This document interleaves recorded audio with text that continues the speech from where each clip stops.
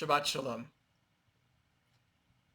If you subscribe to Netflix, then you must watch Unorthodox. And if you don't, then you should. Unorthodox tells the somewhat dramatized true story of 19-year-old married and newly pregnant Esti, who leaves the world of Hasidic Williamsburg to start again in Berlin. Spoiler alert, and you can jump ahead about 20 seconds if you don't want to hear it. There's a scene at the end of the series where Yanki, her husband, pleads with the now secularized Esti to return to Brooklyn so that they can be a real family. He promises that things will be different, that he is willing to change for her and for their future child. To demonstrate his seriousness, Yanki runs into the bathroom and grabs a pair of scissors. With Esti in his arms, Yanki shears his long, curly payas. I don't believe that Yanki is suggesting giving up on his Jewish life, but I think he does try to demonstrate that his approach to Jewish life could be more open, that he is willing to allow things that he wouldn't have before.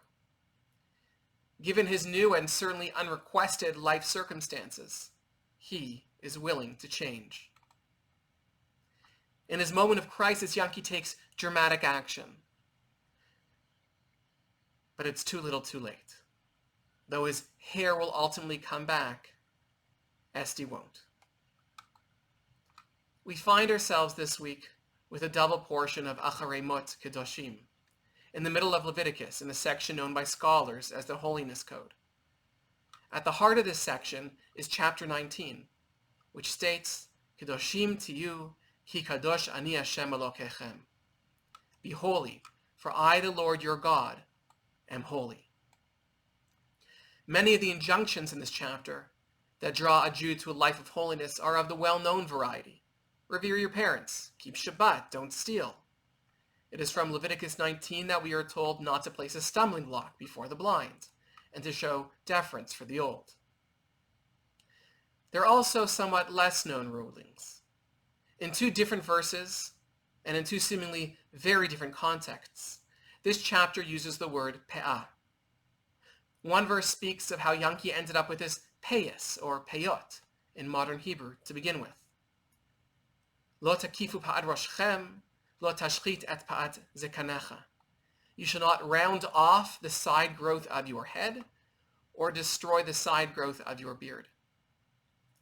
This is an injunction understood differently amongst various groups of Jews, no surprise there, but all agree that there are some restrictions on hair and beard trimming. I don't cut my sideburns above where this bone juts out at the side of my face. Others grow their sideburns a little longer and tuck them behind their ears. But as you know from many Hasidic Jews, the biblical restriction on not rounding off the side growth of the head includes leaving the hair at the sides of the head to grow long in front of the ears. Sometimes it gets curly along the way. And this word pe'ah, meaning side or corner, comes up in Leviticus 19 not only in reference to hair cutting, but also to grain cutting. When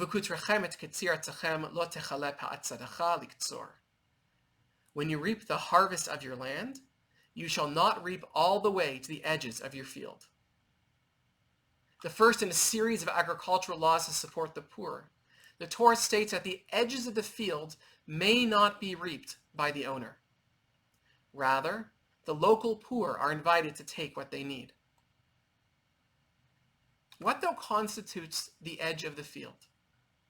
It's plural, so it is more than one edge.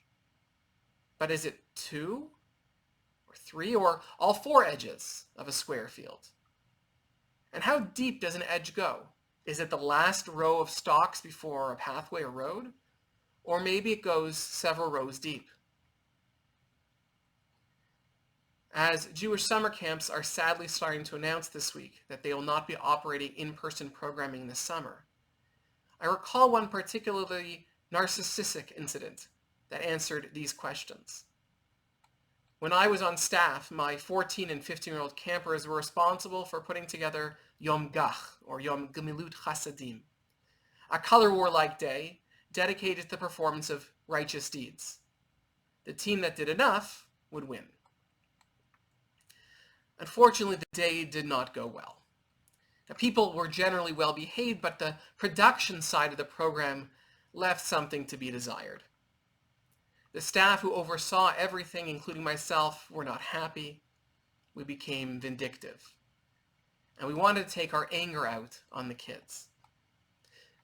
So when all the campers of the camp returned to the main building in the late afternoon to find out who did enough good deeds and would therefore be declared the winner, they first had to sit through learning the first Mishnah in the tractate of Peah, the portion of Talmud explaining the rules of not reaping the corners of one's fields.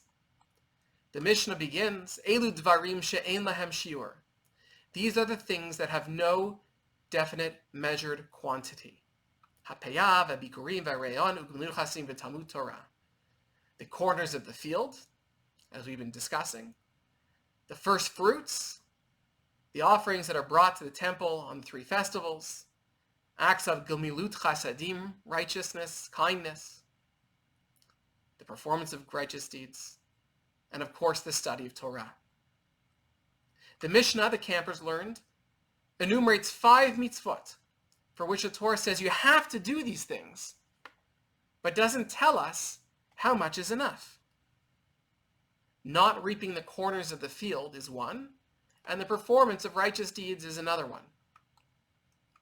Therefore, it was taught, since there is no fixed quantity of needed righteous deeds, then no one could ever perform enough righteous deeds. We told the campers, you should always do more. As such, no one won Yom Gach. They were all losers. And they all therefore were given garbage bags to go around and clean up the camp. Not nice, I know. But it has kept me thinking about what is too little and is there too much?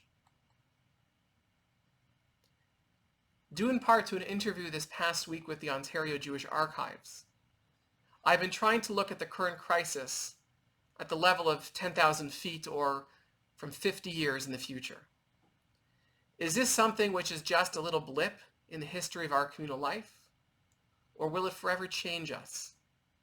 Should we be holding on to our practices and principles as they've long been? Or do we adapt, given the new circumstances? Can we let certain genies out of the bottle, knowing that they're never likely to return? The biggest transformation in Jewish history took place when the Second Temple was destroyed, and we moved from a centrally located, sacrificially based mode of worship to a diffuse, multifocal, prayer-based people. The calamity allowed for the flourishing, with rabbinic consent, of new ways of Jewish living. Already, many of my rabbinic colleagues have made dramatic changes to previously held practices due to COVID-19. Their communities are not ours, and I'm in no position to judge another rabbi. But as a colleague noted to classmates of mine, upon reflecting on many current previously verboten practices, COVID-19 isn't the destruction of the temple. After his locks are shorn, we don't see Yankee again. We can imagine him returning home, uncomfortable for a while, without sideburns and a world of Peah, but ultimately settling back into all of his old patterns of life. He makes a change that he thinks fits the moment, even if it is unsuccessful and ultimately of no consequence. Williamsburg before Esty is the same after. But there's an alternate ending. An ending in which Esty accepts Yankee's grand gesture and returns with him. They leave Brooklyn, moving perhaps to Riverdale. Still religious, but in an environment where Esty can thrive on her own terms. They meet in the middle. They change as their world changes. To succeed in Riverdale, the Peah, previously a necessity, are now an impediment. And what of the Mishnah? What of the corners of the field? Ultimately, the rabbis aren't comfortable with leaving it open-ended. What constitutes exactly an edge? They provide an end to that story. They say not less than 1/60th of the total crop should be left standing on the edges of the field. More than that 1/60th is praiseworthy.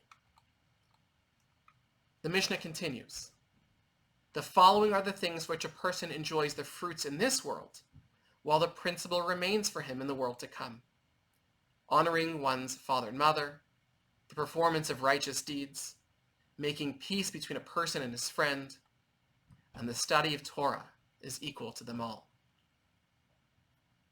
Certainly the world to come of the Mishnah is the world that we will inhabit after we die.